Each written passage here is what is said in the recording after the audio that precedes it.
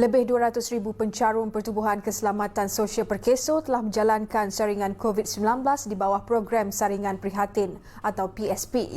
Ditemui bernama TV pada Jumaat, Ketua Bahagian Pencegahan, Perubatan dan Pemulihan Perkeso, Dr. Azlan Darus berkata, daripada jumlah itu, lebih 70,000 adalah di kalangan pekerja warga asing. So, daripada bulan April sampai sekarang, kita dah pun screen 225,599 orang yang masuk melalui program ini. Dan daripada ini 74,755 adalah warga asing, bukan warga negara, dan selebihnya adalah warga negara Malaysia. Kebanyakan dibuat pada bulan April, Mei, Jun, tetapi sekarang ni dah pun mula meningkat balik lah. Ya, so kalau kita expect mungkin lebih kurang nombor yang sama.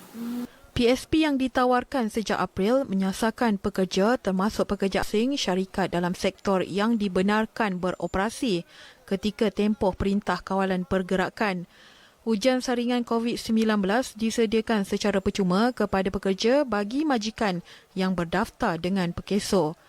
Mengenai PSP yang diperluaskan ke kawasan terlibat Perintah Kawalan Pergerakan bersyarat, Azlan berkata sejak ia diumumkan Menteri Kanan Keselamatan, Datuk Seri Ismail Sabri Yaakob Rabu lalu, hampir 5,000 pencarum dari Kuala Lumpur, Selangor, Sabah, Labuan dan Putrajaya telah membuat saringan.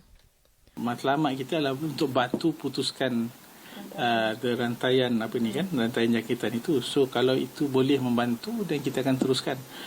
So pengumuman yang dibuat oleh MKN tu sangat baik, sebab dia kata mulai 22 bulan semua patut buat dan digalakkan buat, dan ada yang mesti buat. But for us, kita stick kepada macam mana kita boleh bantu negara. So sebab tu bila kita buat pengumuman tu, kita tak ubah. Kita tetap kekal dengan 5 PKPB kawasan. Boleh buat semula semua sektor, pekerja asing atau pekerja tempatan. Jadi kita kekal dengan kita punya approach yang kita dah setuju dulu. Beliau berkata pencarum yang menjalani saringan di bawah PSP sebelum ini boleh menjalani saringan semula. Dalam pada itu, beliau turut menggalakkan agar majikan di negeri PKPB membuat permohonan untuk pekerja melakukan saringan COVID-19.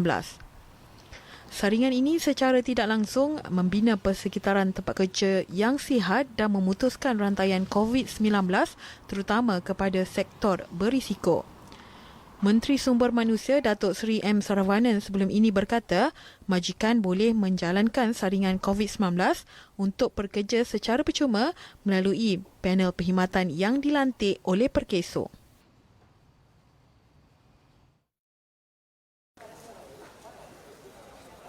Sementara itu, Bernama TV turut melakukan tinjauan di panel perkhidmatan ujian saringan COVID-19 Perkeso di Glen Mary Shah Alam susulan perluasan PSP di negeri yang melaksanakan PKPB. Mereka hadir membuat saringan seperti yang diminta pihak majikan selain tergolong di kalangan pekerja dalam industri berisiko. Kita orang company under Perbadangan Security. So memang dia disarankan, so kita ikut je lah yang disarankan. Saya kena buat test hari ni sebab saya kerja dekat construction. So kebanyakan construction dia tak allow untuk daripada red zone nak masuk ke site, tak dibenarkan. So terpaksa buat jugalah. Memang sekarang saya buat under Perkeso lah. Okay. Saya kerja itu bangunan daripada Bangladesh. Tak sakit. Tak ada sakit. Sikit garu saja. Pengarah BP Healthcare Joey Beh berkata, bagi memastikan tidak berlaku kesesakan, pihaknya memanjangkan waktu perkhidmatan. Yesterday onwards, we have extended our operation hours to 10 p.m. So from 8 to 10 p.m.